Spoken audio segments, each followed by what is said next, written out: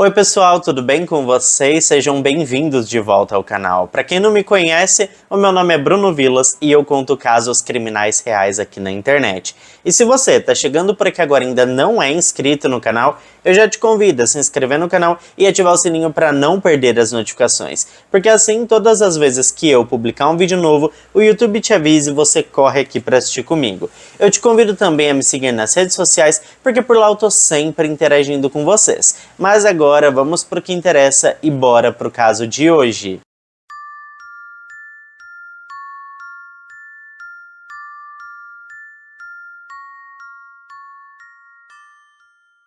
O caso de hoje, gente, é sobre uma mãe que não mediu esforços para garantir que seus filhos ficassem livres de um homem que ela descobriu ser nada mais, nada menos que um predador sexual que havia abusado dos seus filhos. Essa história aconteceu lá em Londres, que, como a gente sabe, é a capital da Inglaterra. E a tragédia ocorreu no dia 28 de novembro de 2014. Na época, a Sarah Sands era uma mulher solteira de 32 anos que tinha 3 filhos. No ano em questão, ela e sua família haviam se mudado para um apartamento em Silvertown, um distrito que faz parte do Porto de Londres, na parte leste da cidade. A Sarah, junto com seu filho mais velho Bradley, de 12 anos, e seus 2 gêmeos, Alfie e Reese, de 11 anos, se mudaram para um novo apartamento e estavam muito felizes por estarem vivendo uma nova etapa na vida da família. É como se costuma dizer, casa nova, vida nova, e as coisas estavam indo muito bem para eles. E assim, gente, é uma delícia mudar de casa, né? Vamos combinar. Bom, de acordo com as informações prestadas pela própria Sarah, tudo estava se encaixando bem no início. O apartamento era tudo o que ela precisava e as crianças estavam se adaptando muito bem na escola. A família parecia estar feliz e apreciando a vida nova num bairro novo e agradável. A família morava num condomínio de 2 blocos. No bloco em frente ao deles, morava um senhor de 77 anos que se chamava Michael Plested. Daqui a pouco, gente, nós vamos descobrir que esse não era o seu verdadeiro nome. Bom, quando a Sarah conheceu o Michael, imediatamente ficou encantada com o seu jeito simpático e carinhoso.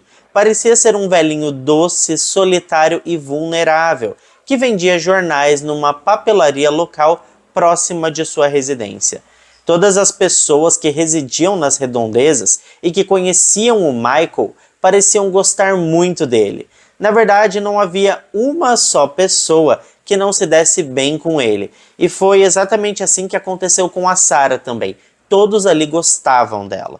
Bom, o Michael costumava ficar sentado ao lado da banca de jornal onde trabalhava e conversava com os moradores locais. E claro, também conversava muito com os filhos da Sarah e com todos os garotos da redondeza. A Sarah não só gostava do Michael por ele tratar seus filhos muito bem, mas também pela gentileza e carinho com que ele a tratava. Daí nasceu uma verdadeira amizade entre os dois.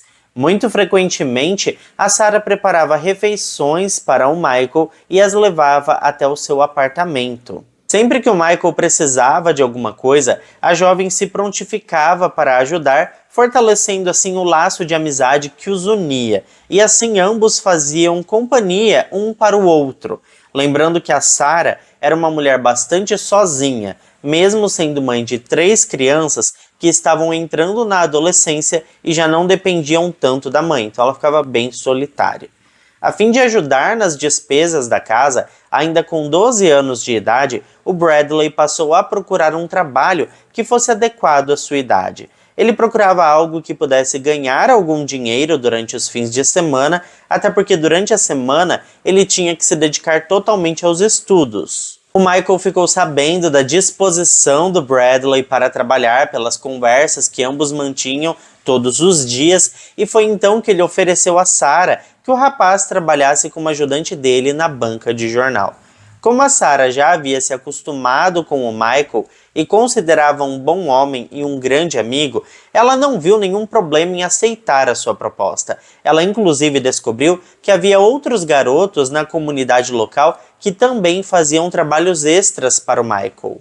Assim que a Sarah perguntou a seu filho Bradley se ele estaria interessado na proposta de trabalho oferecida pelo Michael, o garoto ficou extremamente animado, muito entusiasmado mesmo. Afinal de contas, aquela era uma chance de conseguir um dinheirinho extra e mostrar para sua mãe a sua disposição em ajudá-la no que fosse necessário para manter a casa da família em ordem. Com isso, Bradley começou a ajudar o Michael na loja e em várias ocasiões chegou a levar seus irmãos para o local de trabalho, para que eles pudessem ver como ele desempenhava suas funções. Ele imaginou que mostrando seu trabalho para os irmãos menores estaria estimulando-os a empreender por conta própria e amadurecer mais rápido. Ele achava que isso deixaria sua mãe muito feliz e orgulhosa. Mas algo aconteceu não muito tempo depois. Por fim, o Bradley falou para Sarah que não queria mais trabalhar para o Michael. Mas não falou tudo e a Sarah simplesmente achou que ele estava entediado com o trabalho. Só que o motivo era bem mais desprezível do que simplesmente tédio. E logo a história toda viria à tona. Pouco tempo depois, os gêmeos contaram tudo para Sarah. Tudo o que os pais de crianças e adolescentes jamais gostariam de ouvir. Para Sarah, ouvir o que os filhos contavam era um verdadeiro pesadelo. Eles contaram que depois de ajudar o Michael na separação de jornais da loja, ele os convidou para visitar o seu apartamento. E como Michael já havia conquistado a confiança dos garotos, eles aceitaram imediatamente o convite, sem suspeitar que algo de ruim pudesse acontecer. Ao chegarem na casa do Michael, o inimaginável para as crianças aconteceu. Elas estavam com muito medo e assustadas, e por isso não ofereceram resistência, mas foram obrigados a manter relações íntimas com o bom velhinho. Ao ouvir esse triste relato dos filhos, a Sarah imediatamente foi procurar o Bradley, seu filho mais velho. Ela o encontrou em seu quarto, ele estava chorando incontrolavelmente, tremendo e puxando seus próprios cabelos, como se quisesse dizer para sua mãe que a culpa de tudo aquilo era dele. O que aconteceu foi que o Bradley ouviu a conversa que a mãe teve com seus irmãos e se desesperou. Ele nem imaginava que tanto Alf quanto Reese tinham sofrido abuso nas mãos daquele homem, a quem ele tanto admirava e para quem havia dedicado seu tempo e seu empenho.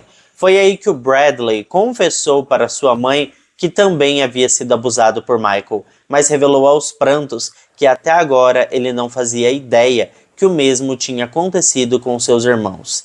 Ele estava muito envergonhado de admitir aquilo para sua mãe, por isso havia se calado. Ele não parava de se culpar, falando para a mãe que deveria ter contado logo que o abuso aconteceu, e assim teria evitado que a mesma situação acontecesse com seus irmãos. Na realidade, gente, ao conhecer a Sarah e seus 3 filhos, o Michael já tinha a intenção de criar um vínculo afetivo com ela, mas apenas para se aproximar das crianças. Ele queria mesmo era um contato íntimo com os 3 garotos desde o primeiro dia. Esse era o seu plano nefasto. Com todas essas revelações, é evidente que a paz da família acabou naquele momento. Tanto a Sarah quanto o seu filho mais velho passaram a se culpar pelo ocorrido. Para ela foi totalmente responsável pelo que aconteceu com os seus filhos. Isso porque ela considerava que sua única preocupação na vida era proteger a integridade de seus filhos, e ela falhou miseravelmente nessa tarefa. Era preciso que alguma coisa fosse feita para reparar esse terrível erro, e foi então que ela decidiu contatar a polícia e contar o que ouviu de seus filhos. Ao serem interrogados pelo investigador, eles relataram passo a passo o que havia acontecido com eles, desde quando conheceram o bondoso vizinho, como foram ajudá-lo na loja, até o dia em que ele investiu contra eles em seu apartamento e o abuso ocorreu. O Michael foi preso imediatamente, e esse poderia ter sido o fim da história, mas não foi assim que aconteceu. Ele se mostrou surpreso com a detenção e se declarou inocente, sendo libertado na sequência sob fiança. Mas o pior é que ele não só foi libertado, como foi autorizado a voltar para o seu apartamento, que ficava em frente ao apartamento da Sarah e seus 3 filhos. Ou seja, o lobo em pele de cordeiro voltou a morar na vizinhança. Obviamente, assim que os garotos souberam da libertação do Michael, eles ficaram apavorados, com medo da possibilidade de vingança por parte dele. A Sarah concordava com eles que essa era uma possibilidade real, e mais uma vez ela pensava consigo mesma que algo precisava ser feito para tirar esse homem do condomínio da sua família. Ela estava realmente furiosa porque não queria acreditar que a polícia tinha libertado o agressor. Ela então partiu para a delegacia e implorou para que prendessem o abusador que havia agredido seus filhos. Ao contrário do que a gente pode imaginar, a polícia disse que não poderia fazer nada, que não havia provas e que o melhor a ser feito era que ela simplesmente se mudasse com seus filhos. E por mais que ela tenha se sentido ofendida com esse descaso das autoridades, ela decidiu sair imediatamente de seu apartamento e levou seus filhos para morar na casa de sua mãe, portanto a avó dos meninos. Mas a Sarah não pretendia ficar na casa da sua mãe por muito tempo e não queria abandonar o seu apartamento, afinal, não era ela nem seus filhos que deveriam ser prejudicados. Pensando assim, e não tendo sido acolhida pela polícia, ela procurou o conselho tutelar local na tentativa de conseguir que o órgão fizesse algum movimento para tirar o Michael do seu apartamento. Mais uma vez ela recebeu um não como resposta. O responsável pelo conselho disse que poderia acomodar a Sarah e seus filhos em uma outra moradia, mas que esta nova moradia provavelmente seria longe de Londres. O profissional explicou ainda que nada poderia fazer em relação ao Michael. Para que fosse possível afastar o Michael da família da Sarah, uma vez que ele se declarou inocente, os 3 garotos teriam que acusá-lo formalmente e prestar depoimento contra ele diante de um juiz. Essa perspectiva era bastante terrível para os 3 menores de idade, já afetados com o que tinha acontecido. A situação psicológica deles com certeza sofreria uma piora considerável, porque imagina só, você falar sobre abusos que você sofreu sendo uma criança na frente de tanta gente, ainda mais um menino, é muito humilhante, realmente assim, ia ser muito complicado para essas crianças. E por isso a Sarah percebeu que ninguém a escutava, mas ela acreditava que precisava agir. Ela achava que não era possível que todos deveriam ficar à mercê de um criminoso como aquele, vivendo confortavelmente em seu apartamento, andando pelas ruas do bairro sem ser incomodado por ninguém, enquanto ela e os seus filhos, que não fizeram nada de mal a ninguém, muito pelo contrário, eles que eram as vítimas, teriam que sofrer as consequências e sair da própria casa. No final das contas, a Sarah colou em sua cabeça que definitivamente algo precisava ser feito. A decisão havia sido tomada e era a Sarah mesmo quem resolveria aquela questão. No dia 28 de novembro de 2014, Sarah Sands bebeu 2 garrafas de vinho e em seguida saiu sozinha da casa da sua mãe em direção ao seu apartamento no leste de Londres, com um capuz sobre a sua cabeça. Ela entrou em seu apartamento, olhou a foto de seus filhos e começou a chorar, lembrando que seus filhos tinham sofrido abusos debaixo de seus olhos, e novamente sentiu-se culpada. Passados poucos minutos, ela foi até a cozinha e pegou uma faca e deixou o apartamento. Ela entrou no elevador e quando chegou no andar térreo, caminhou lentamente até o bloco de apartamentos onde o Michael vivia. Ao chegar na porta do apartamento do Michael, ela bateu na porta e aguardou. O Michael foi até a porta, abriu para conversar com a Sarah, mas os dois começaram a discutir e a Sarah exigiu que ele fizesse a coisa certa e confessasse o crime para a polícia, para que seus filhos não tivessem que reviver no tribunal o trauma pelo qual passaram, e acrescentou que se ele não fizesse isso, ela o levaria à corte de qualquer maneira. Ela chegou a implorar para que ele fizesse o que era certo, mas o Michael deu um passo para trás e disse com convicção que não faria isso porque era tudo mentira contada pelos filhos dela e que ele não havia feito absolutamente nada com eles. Mas obviamente a Sarah não acreditou nele e continuou com aquele confronto. E foi aí que a verdadeira personalidade do Michael surgiu. Percebendo que não convenceria a Sarah da sua inocência, ele passou a se mostrar bastante arrogante e chegou a sorrir para ela. com uma profunda cara de deboche, como quem dissesse: tenta a sorte. A Sarah contou em seu depoimento muito tempo depois que naquele momento ela não reconheceu o homem bonzinho, gentil e carinhoso que ela tinha conhecido assim que se mudou para a vizinhança. E foi exatamente isso que ela disse para ele. Ele riu ainda mais alto e, estimulada pela raiva, a Sarah empunhou a faca.